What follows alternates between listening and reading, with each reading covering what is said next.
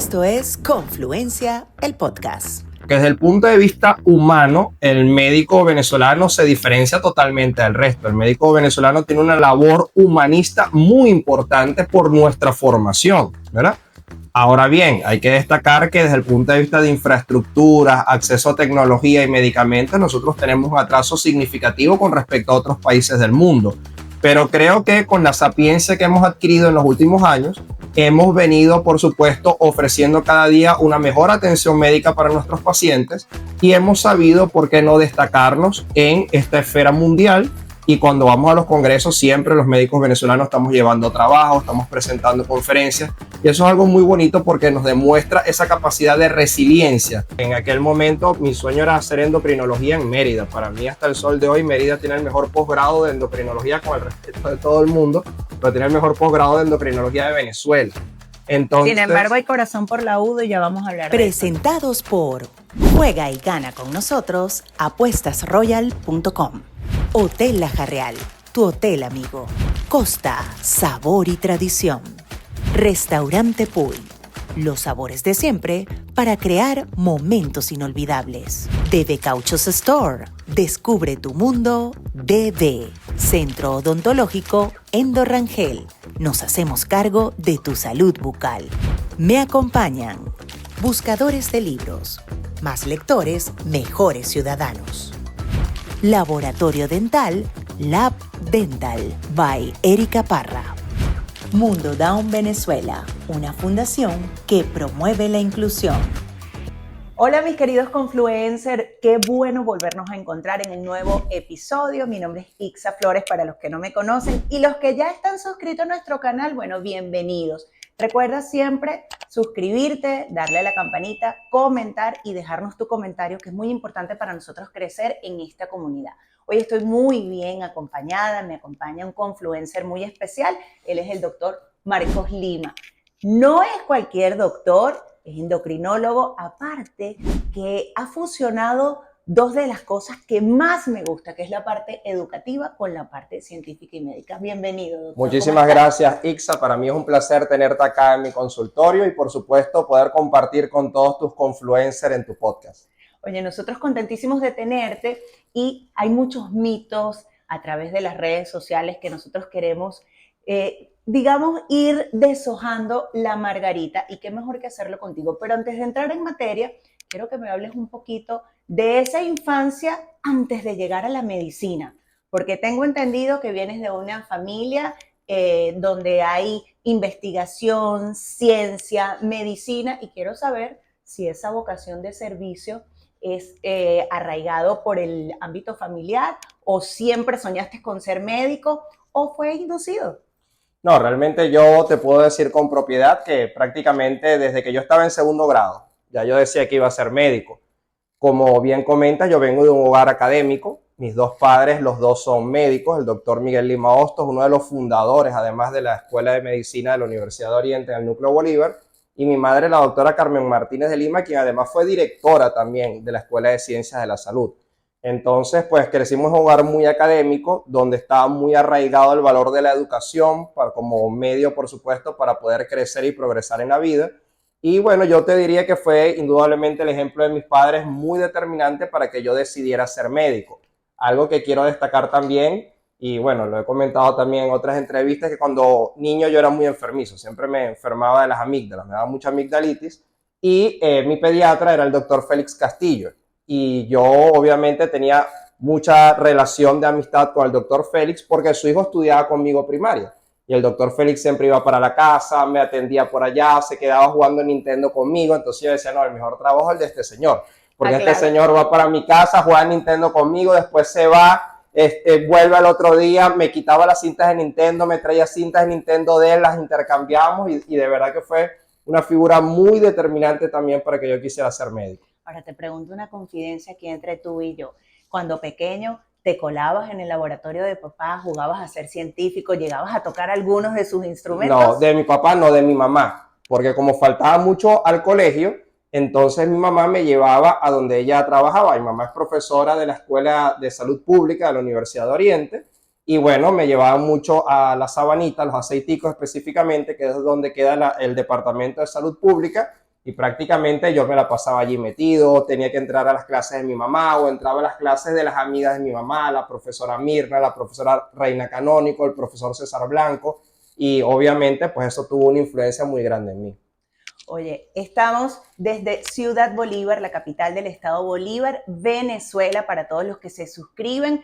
Este podcast llega a todos los rincones del globo terráqueo, así que no olvides suscribirte y dejarnos tus comentarios. Ya les vamos a dejar todas las coordenadas del doctor para que también lo sigan, porque tengo entendido que tienes un canal de YouTube, estás muy activo en las redes sociales. ¿Cómo has equilibrado la parte educativa con la parte de la medicina? Sé que, bueno, Sí. En tu especialidad siempre estás full en la consulta y no debe ser fácil tener ese equilibrio. Es complicado, pero forma parte realmente de lo que son las labores del médico. A nosotros nos enseñan cuando estudiamos medicina que un médico tiene 4 labores importantes, que es la labor asistencial, que es lo que hacemos diariamente acá en la consulta con nuestros pacientes, y es lo que generalmente la gente visualiza o vislumbra como el trabajo del médico.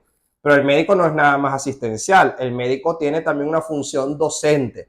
La función docente yo la ejerzo a nivel de posgrado en la universidad, pero también a través de ese trabajo que hacemos en las redes sociales, que pueden servir como un medio, de hecho, sirven como un medio para educar a la población en el sentido de prevenir enfermedades. Y ahí es donde tenemos que hacer mucho énfasis. Una tercera función que es la de investigación, que es la generación de conocimientos, que es lo que hacemos básicamente a través de la ciencia, el método científico, por supuesto, buscando conocimientos en nuestra área, que es el área de endocrinología, específicamente la diabetes, obesidad y los lípidos. Y una cuarta labor que muchas veces pasa desapercibida, Ixa, que es la labor de administración. El médico también es un administrador natural, por eso tenemos que hay médicos, en el caso de mi mamá, por ejemplo, ella es especialista en lo que tiene que ver con salud pública, es decir, administración de hospitales, de centros de salud, y eso es muy importante. Lo que pasa es que a veces hay que decirlo, queda realmente opacada por la labor asistencial y la labor docente. Has estado constantemente capacitándote y has formado parte de grandes conferencias a nivel mundial. Actualmente, creo que muy recientemente estuviste en Bogotá. Estuve en Santa Marta, específicamente. Estuvimos en el encuentro de expertos organizado por Laboratorios Beringer. Ahí tuvimos la oportunidad de dar una conferencia muy interesante acerca del síndrome cardiorrenometabólico, con un grupo de médicos de acá de Venezuela y un grupo de médicos también de Colombia, un intercambio maravilloso que es lo que nos permite crecer precisamente como médicos y formarnos cada día más para ofrecer un mejor servicio a nuestros pacientes. Cuando tienes la capacidad de hacer ese engagement entre Venezuela y otro país, ¿cómo ves la medicina en nuestro país? Mira, es una pregunta muy interesante, porque desde el punto de vista humano, el médico venezolano se diferencia totalmente del resto. El médico venezolano tiene una labor humanista muy importante por nuestra formación, ¿verdad? Ahora bien, hay que destacar que desde el punto de vista de infraestructuras, acceso a tecnología y medicamentos, nosotros tenemos un atraso significativo con respecto a otros países del mundo.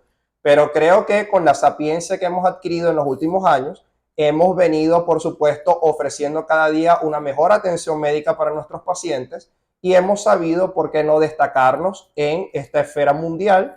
Y cuando vamos a los congresos, siempre los médicos venezolanos estamos llevando trabajo, estamos presentando conferencias y eso es algo muy bonito porque nos demuestra esa capacidad de resiliencia que tenemos los nacidos en este país. Oye, qué bueno escucharlo de primera mano y tener esa experiencia, ¿no? Porque siempre he escuchado que hay muchas personas que dicen, bueno, es que definitivamente como los médicos venezolanos no hay. Y tenerlo siempre en contexto, sobre todo cuando vas a congresos o estás en seminarios, es importante. Ahora, el momento de Marcos Lima, estudiante, ¿qué te lleva a decidir estudiar o irte por la rama de endocrinología? Oye, esa es una pregunta que me hacen bastante, ¿no? Yo, si te soy honesto, cuando yo me estaba terminando de graduar, a mí me gustaba era alergología e inmunología. Me gustaba bastante, pues yo lo veía como un medio, una materia bien interesante, no había aquí en la región, y yo digo, bueno, me parece interesante.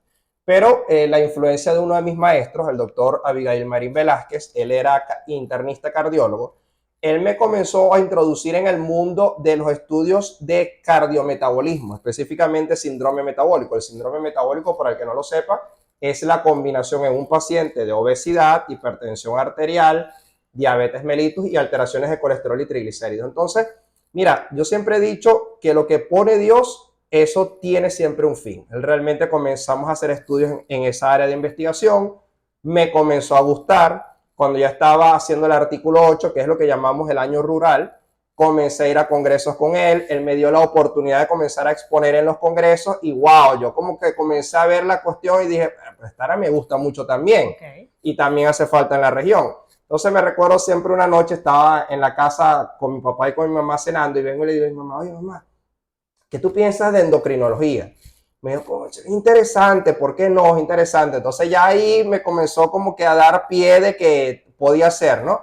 Entonces dije, bueno, ¿por qué no? En aquel momento mi sueño era hacer endocrinología en Mérida. Para mí hasta el sol de hoy Mérida tiene el mejor posgrado de endocrinología, con el respeto de todo el mundo, pero tiene el mejor posgrado de endocrinología de Venezuela. Entonces, sin embargo, hay corazón por la UDO y ya vamos a hablar de eso al respecto. Bueno, el corazón está compartido, porque yo quiero muchísimo a la ULA, de verdad que sí, a la Universidad de los Andes. Cada vez que digo eso, mi mamá se pone brava.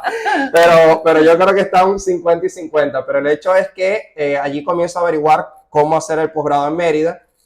Obviamente me dicen, mira, si vas a venir para acá, tienes que concursar. No era fácil, porque nosotros en la UDO, las calificaciones en la UDO son del 1 al 10. Y en los Andes es del 1 al 20. Entonces, por ejemplo, el que se graduó aquí con 9, que casi nadie se graduó con 9, es el que se graduó allá con 18, cuando te hacen la equivalencia de notas. Por ejemplo, aquel que se gradúa con 8, que es cum laude, es allá 16. Ajá, pero tú te graduaste magna cum laude. Sí, pero cuando tú vas a hacer la equivalencia de notas, es más o menos como el que se graduó allá con 19. Okay. Entonces yo dije, wow, es difícil porque tienes que darlo todo en el examen, porque eran muy poquitos cupos. Y bueno, gracias a Dios, cuando tuvimos la oportunidad de ir, de concursar, quedé primero en el concurso, siempre me llena de mucha satisfacción.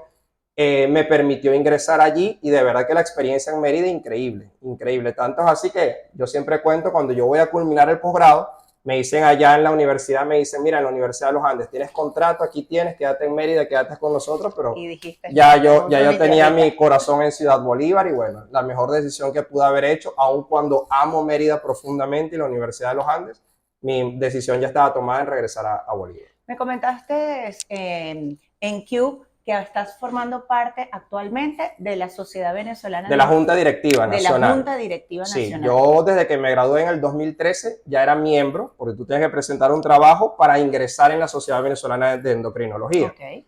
En la Sociedad Venezolana de Endocrinología hay elecciones cada 2 años. ¿Okay? Hay elecciones para elegir la Junta Directiva Nacional. Nosotros nos postulamos hace 2 años aproximadamente.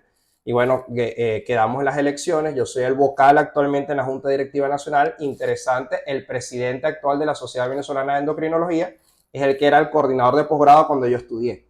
Entonces, o sea, era mi jefe en el posgrado. Con sí. Tus profesores. Entonces, eso es algo muy bonito, una experiencia muy bonita. Y creo que la Sociedad Venezolana de Endocrinología ha avanzado muchísimo en estos años.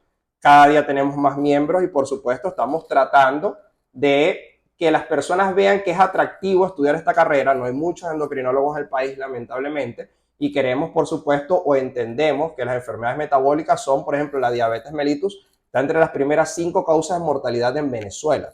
Entonces, si nosotros realmente queremos atender con calidad a la población venezolana, tenemos que insistir en especialidades que nos permitan mejorar la atención de nuestros pacientes. Allá iba. Diabetes es una palabra que cada vez que suena, a pesar de tener, digamos, tantos métodos de investigación, tanto seguimiento, ¿es lo que más ves en la consulta? Sin duda, claro. Diabetes es la enfermedad que más veo junto con obesidad.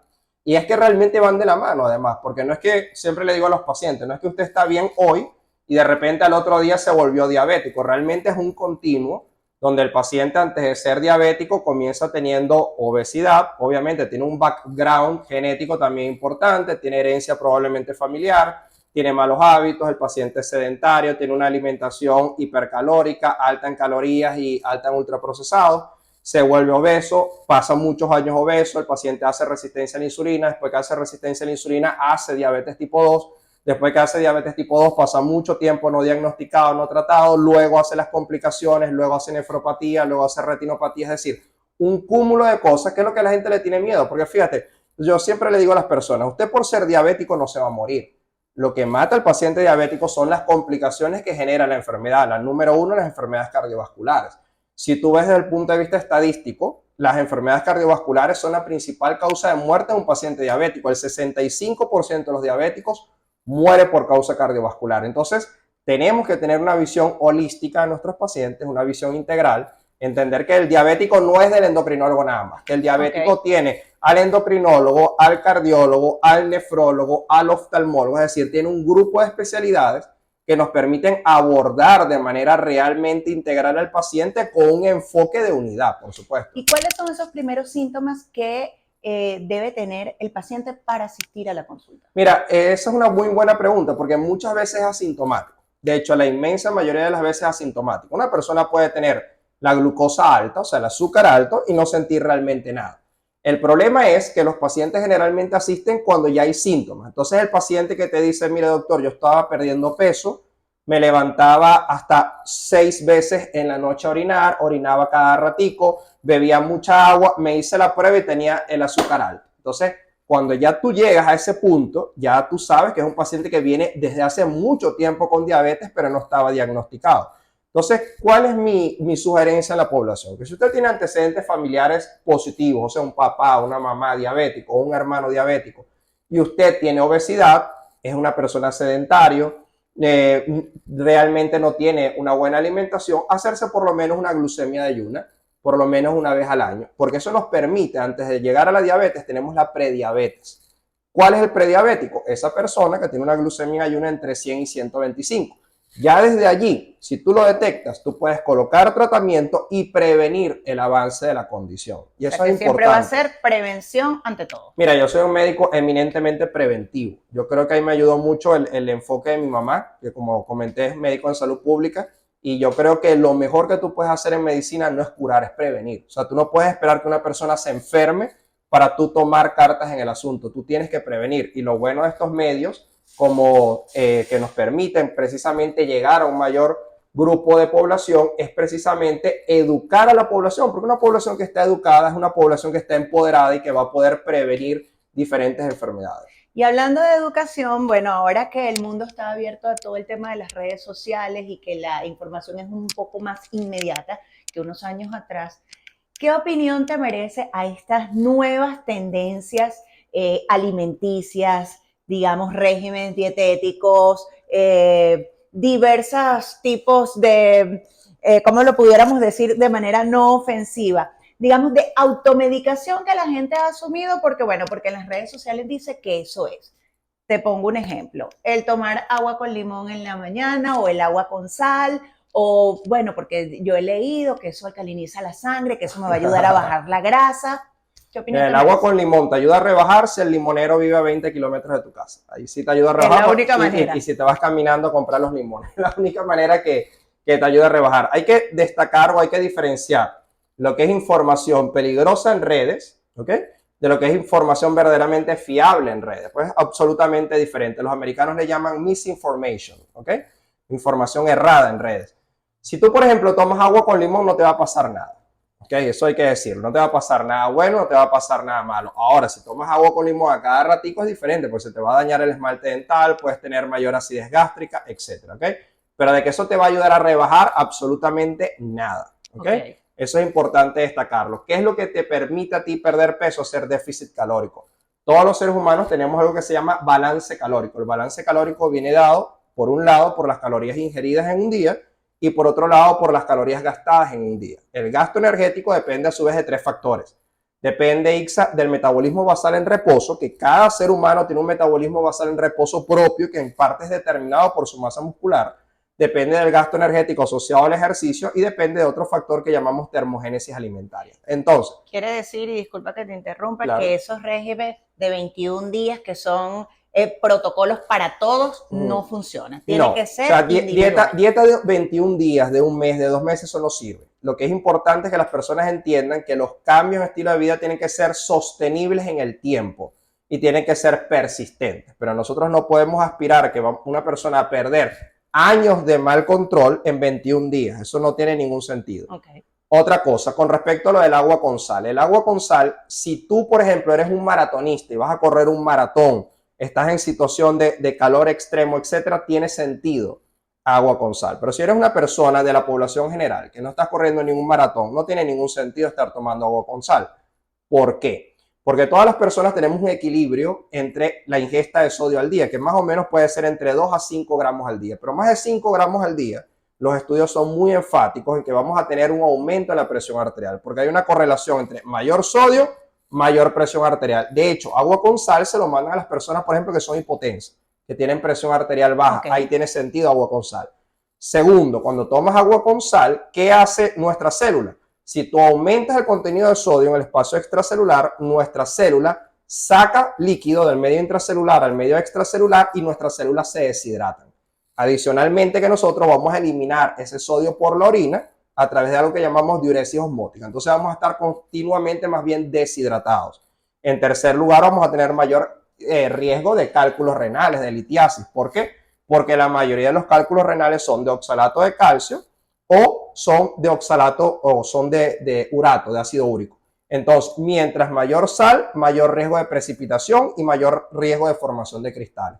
Entonces es importante que las personas entiendan que la información en redes la tenemos muy a la mano, como bien acabas de decir, pero que tenemos que buscar fuentes fiables de información. Yo siempre le digo, mira, fíjense bien quién es el que está dando la información, si ha estudiado o no ha estudiado, porque la inmensa mayoría no son ni médicos, le mandan a comer carne cruda a la gente y no son ni médicos ni siquiera, y la gente se lo cree. Entonces tenemos que tener también, como quien dice por allí, mucho sentido común a la hora de tomar estas informaciones. Claro, y se apropian también de que, por ejemplo, la dieta keto es la que va a solucionar todos los problemas, o es una dieta baja en grasa, o todo lo contrario, una dieta alta en grasa.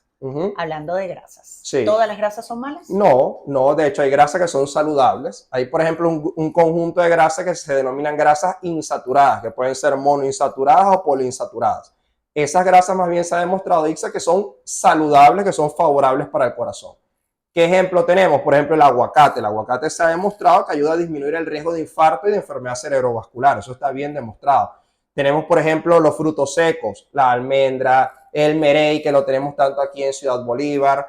Son grasas que podemos consumir en la dieta, el aceite de oliva, que es muy importante. Entonces, tú acabas de tocar un tema bien interesante, que es el de las dietas. Mira, no hay un patrón dietético específico que te digan, este es el patrón dietético que tienen que seguir todas las personas, porque a lo mejor la dieta keto le funcionará a otros, el ayuno intermitente le funcionará a otros.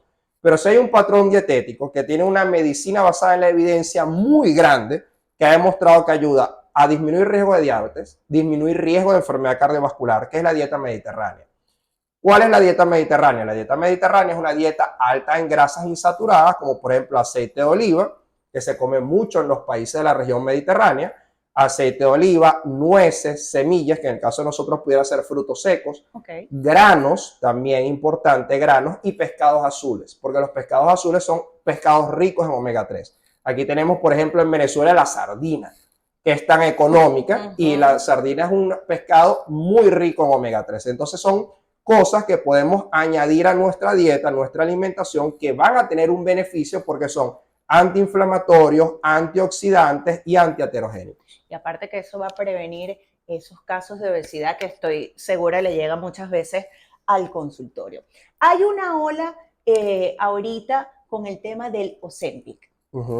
Para demistificar un poco esa información, ¿qué nos puedes decir al respecto? Sé que como todo medicamento siempre tiene que ser bajo supervisión bajo prescripción médica, claro. Sin embargo, yo he escuchado y por eso hago el llamado de atención, gente que las mandan a comprar, se las ponen, sí. O sea, ha sido como demasiado deliberado porque te ayuda a perder peso rápidamente. Sí, bueno, el Ozempic es semaglutida. La semaglutida pertenece a un grupo de fármacos que se denominan agonistas GLP-1. El GLP-1, Ixa y amigos confluencers, es una hormona que producimos nosotros normalmente en el intestino y es una hormona que tiene diferentes funciones. Por un lado, a nivel de nuestro páncreas, estimula la secreción de insulina e inhibe la secreción del glucagón. El glucagón es la hormona que hace que se suba la glucosa, la insulina es la hormona que hace que se baje la glucosa. Eso fue lo que trajo como consecuencia que la semaglutida y estos grupos de fármacos fueran aprobados en un inicio para pacientes con diabetes tipo 2. Pero luego, eso fue el año 2017 por la FDA. Pero posteriormente en los ensayos clínicos pudieron observar que el grupo de pacientes que era tratado con estos fármacos tenía una pérdida de peso muy significativa. Luego pudimos descubrir que es que el GLP-1 también es el que le dice a nuestro cerebro, específicamente en el núcleo arcuato del hipotálamo, que nosotros ya estamos llenos, ¿ok? Es una hormona que produce saciedad, es decir, tiene un efecto anorexígeno. Entonces, wow, dijeron, ¿por qué no utilizamos estos fármacos para pérdida de peso? Entonces, como todo en medicina, hicieron estudios, medicina basada en la evidencia, y que demostraron que en pacientes obesos no diabéticos era efectivo porque lograba una pérdida de peso entre el 10 y el 15% y que adicionalmente eran seguros, ¿ok? Luego vino otro aspecto importante. En el año 2021 la FDA aprueba el uso de estos medicamentos para obesidad con o sin diabetes. Pero luego pudieron observar también un estudio muy interesante que fue el estudio Sustain 6, que demostró que aquellos pacientes que eran tratados con semaglutida también tenían menos eventos cardiovasculares. Imagínate, lograron una reducción de riesgo de ACV, de enfermedad cerebrovascular, de 39%. Entonces se le da otra aprobación en el año 2024, que es para reducir riesgo de eventos cardiovasculares en pacientes obesos con mucho riesgo a hacer este tipo de problemas. Entonces ya tenía una tercera aprobación. Y hace pocas semanas, fíjate, muy interesante, se le dio una cuarta aprobación, que es para el hígado graso. ¿Por qué? Porque pudieron observar que el grupo de pacientes tratados con semaglutida lograban también disminuir el contenido de grasa en el hígado. Entonces se aprobó para pacientes con esteatohepatitis moderada a severa con alto riesgo de fibrosis. ¿Ok? Entonces esa es la cuarta aprobación. ¿Qué te quiero decir con esto? Que es un medicamento bueno, que tiene sus indicaciones, pero hay que saber en quién utilizarlo. Claro. ¿En quién estaría contraindicado? Pacientes con antecedentes de pancreatitis, contraindicaciones absolutas me refiero, o pacientes con antecedentes de cáncer medular de tiroides, que es un tipo específico de cáncer de tiroides muy infrecuente. Yo te puedo decir que si he visto 3 o 4 en toda mi carrera como endocrinólogo, es muchísimo. O sea, te estoy hablando que yo tengo más de 10 años como endocrinólogo. O sea, es un cáncer, un tipo de cáncer muy infrecuente. Y no se da en este grupo de pacientes porque se demostró en animales, no se demostró en humanos, que estos fármacos pueden estimular las células parafoliculares del tiroides o células C, que es donde se asienta ese tipo de cáncer. Entonces, por eso, en esos dos grupos de pacientes en especial, no se puede utilizar el Ozempic. O sea, que la recomendación es indiscutiblemente ir a la consulta, hacerse sus exámenes respectivos y ver si es paciente para esta opción. Indudablemente. O sea, hay pacientes que lo pueden utilizar, pacientes con obesidad, pacientes diabéticos tipo 2, pacientes con esteatohepatitis, como acabo de comentar, moderada a severa. O sea, hay pacientes que tienen la indicación, pero es su médico el que lo va a decidir. En este tema de lo que está en boga, bueno, malo, regular y esa desinformación, esa famosa pastilla de la fuente de la juventud, la metformina. Mira, la fuente de la juventud es el ejercicio. Si yo te tuviera que decir cuál es la fuente de la juventud, es el ejercicio. El ejercicio es lo que se ha demostrado que ayuda a retrasar el envejecimiento. ¿Por qué? Porque evita el acortamiento de los telómeros, que es lo que hace que nosotros podamos envejecer. Ahora bien, con respecto a la metformina, si tú buscas indicación formal de la metformina, es pacientes con diabetes tipo 2, ¿ok? Sin embargo, siendo honesto, nosotros no utilizamos la metformina nada más en pacientes diabéticos tipo 2. Okay. ¿La metformina qué hace? La metformina realmente es un caballito de batalla, por ejemplo, como la sábila. Cada día le encuentran cosas nuevas, ¿ok? La indicación real es diabetes tipo 2, ¿por qué? Porque la metformina disminuye la producción por parte del hígado de glucosa. Entonces, de esa manera mejora la glucosa del paciente. Sin embargo, la metformina tiene un efecto antiinflamatorio. Tiene un efecto antiproliferativo. Por eso es que en algunos grupos de pacientes con cáncer se utiliza la metformina junto con la quimioterapia porque ayuda a disminuir la proliferación de las células cancerígenas. ¿Okay? En tercer lugar, la metformina la utilizamos en fertilidad. Interesante. ¿Por qué? Porque muchos pacientes que tienen infertilidad son pacientes que tienen ovarios poliquísticos y esas pacientes tienen resistencia a la insulina. Cuando tú tratas la resistencia a la insulina con metformina, obviamente va a mejorar la tasa de ovulación de la paciente y puede mejorar la tasa de fertilidad. Eso está totalmente demostrado. Pero eso son indicaciones, lo que denominamos indicaciones off-label, ¿ok? O sea, indicaciones fuera de lo que está normalmente establecido. ¿Bien? Okay. Ahora bien, no hay ningún estudio, ICSA, que haya demostrado que usted tomando metformina solo vaya a tener un envejecimiento mucho más lento o que la metformina sea una terapia anti-aging, porque la verdad es que no es así, ¿ok? O sea, no hay nada formal o ningún estudio formal que te indique, mira, sí, las personas que toman metformina envejecen más lento. Lo están escuchando de voz del médico especialista, que conste que no soy yo la que está dando esa recomendación. Ahora bien, Marcos, hablabas de que la fuente de la juventud es el ejercicio. Yo le sumo a eso la alimentación. Básico. Creo que es fundamental, contigo, ¿no? Si tenemos una buena alimentación. Y yo metería una tercera, ajá, dormir. El descanso. Bueno, el descanso. Creo que vamos bien. Esos son los tres. Porque, por ejemplo, si tú tienes un buen sueño, ojo, durante el sueño, específicamente durante lo que llamamos el sueño profundo o la fase de sueño de ondas lentas, nuestro cuerpo libera hormona de crecimiento. ¿Okay? La hormona de crecimiento en todos los seres humanos comienza a disminuir después de los 30 años. Pero si nosotros no dormimos, aparte, si tenemos una mala vida, tomamos licor, etcétera, pues vamos a tener menor secreción de hormona de crecimiento. Entonces, lógicamente, si nosotros dormimos, vamos a tener una mejor secreción de esta hormona, que era lo que antes se le denominaba la fuente de la juventud. Por eso es que hay protocolos inclusive de reemplazo con hormona de crecimiento, ¿ok? Ya desde hace muchísimos años, que hoy en día no esté formalmente definido es una cosa, pero, por ejemplo, hay actores de Hollywood como Sylvester Stallone, etcétera, que siempre han hablado que esta es la fuente de la juventud. Y es por eso, por la hormona de crecimiento. Por eso yo digo que el sueño es no negociable, definitivamente. Absolutamente. Ahora bien, ¿cuándo es el momento de tomar suplementos? Mira, el suplemento, como su nombre lo dice, es algo que junto con tu alimentación y con tu estilo de vida puede formar una ayuda adicional, ¿ok? Como dicen por allí. ¿Qué tipo de suplementos son los que yo realmente recomiendo, que tienen medicina basada en evidencia, que pueden ser favorables? Indudablemente vitamina D, porque ahorita la población tiene muchísima deficiencia de vitamina D. Fíjate, los primeros estudios de deficiencia de vitamina D fueron en Miami.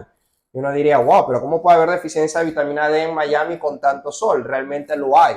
¿Por qué? Porque, bueno, siempre salimos a la calle muy tapados, no tomamos sol, nos colocamos protector solar, entonces la gente realmente tiene una deficiencia importante de vitamina D. Y la deficiencia de vitamina D está vinculada con mayor riesgo de diabetes, mayor riesgo de enfermedades inmunológicas y mayor riesgo de cáncer. Por eso, muy sencillo, vaya a un laboratorio, pida determinación de 25 hidroxivitamina D, así se llama, y si tiene un valor por debajo de 30, usted puede ser candidato a tomar vitamina D. ¿Cuánto? Entre 2.000 a 5.000 unidades al día. Tiene sentido. Segundo lugar, creatina. La creatina es un suplemento que no solamente dirán, bueno, pero la creatina es más que todo para la masa muscular. La creatina ahorita tiene evidencia incluso hasta en propiedades neurocognitivas, es decir, ayuda a mejorar la memoria, la inteligencia. ¿Qué cantidad de creatina? Aproximadamente entre 3 a 5 gramos al día. La creatina es un suplemento que también puede tener algún beneficio. Y un tercer suplemento que pudiera tener algún beneficio, ojo, no en todo el mundo, como lo tratan de popularizar, en un grupo específico de personas, el consumo de magnesio. ¿Ok?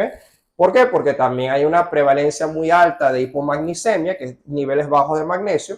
Muy común los niveles bajos de magnesio, por cierto, en pacientes diabéticos tipo 2 y diabéticos tipo 1. ¿Okay? El paciente diabético hace con mucha frecuencia deficiencia de magnesio. Entonces pudiera ser necesario suplementar. Otro grupo de pacientes que se beneficia del magnesio, pacientes mayores de 65 años. También se benefician con el consumo de magnesio. Y en la población general, así como les recomendaba con la vitamina D, vaya a un laboratorio y hágase un examen de sangre de magnesio. Pida determinación de niveles de magnesio en plasma. Niveles de magnesio por debajo de 1.7 miligramos por decilitro, pudiera ser necesario suplementar con magnesio. Te hago la pregunta porque con todas estas tendencias, como te digo, a nivel deportivo, la gente que hace crossfit, la gente que corre, la gente que de repente hace alguna actividad en específica, de manera muy deportiva, te recetan, no, pero tienes que suplementarte, claro, tienes que tomar esto, tienes que tomar. Entonces, quiero saber cuándo es el momento de suplementarte y bajo qué norma. O sea, debo ir a la consulta, hacerme mis estudios para saber específicamente. Mira, la endocrinología te da la inmensa ventaja, a diferencia de otras cosas, que la endocrinología es una especialidad profundamente objetiva. Es prueba contra prueba. O sea, tú tienes que tener pruebas en la mano donde tú demuestres que una hormona está alta, está bajo. O sea, tú tienes que demostrar que hay un exceso o un déficit, ¿ok? Y en base a eso es que nosotros trabajamos. No puede decir, mira, es una receta de cocina donde todo el mundo va a tomar lo mismo. No es verdad, ¿ok? Siempre tiene que haber una razón para hacerlo. Oye, qué bien. Bueno, ha sido un placer inmenso confluir contigo, Marcos. ¿Tus redes sociales? Me pueden conseguir en Instagram o en X, que es lo que antes llamábamos Twitter, como @MarcosLimaMD. También estoy en YouTube. Tengo un canal que lo tengo que mover un poquito más, como Dr. Marcos Lima. Allí siempre les estoy colocando videos y por supuesto la idea es hacer lo que estamos haciendo hoy aquí contigo, tratar de educar a la población con medicina basada en la evidencia, con un profundo sentido ético y humanista. Y ustedes no olviden suscribirse a nuestro canal de YouTube, darle a la campanita, activar las notificaciones y esperar nuestro próximo episodio. Chao, chao. Una producción de Confluencia Medios. Ixa Flores te acompaña en Confluencia, el podcast. Confluencia, el podcast fue presentado por Juega y gana con nosotros, apuestasroyal.com. Hotel La Jarreal, tu hotel amigo. Costa, sabor y tradición. Restaurante Pool, los sabores de siempre para crear momentos inolvidables. DB Cauchos Store, descubre tu mundo. DB, Centro Odontológico Endo Rangel. Nos hacemos cargo de tu salud bucal. Me acompañan buscadores de libros. Más lectores, mejores ciudadanos. Laboratorio Dental, Lab Dental, by Erika Parra. Mundo Down Venezuela, una fundación que promueve la inclusión.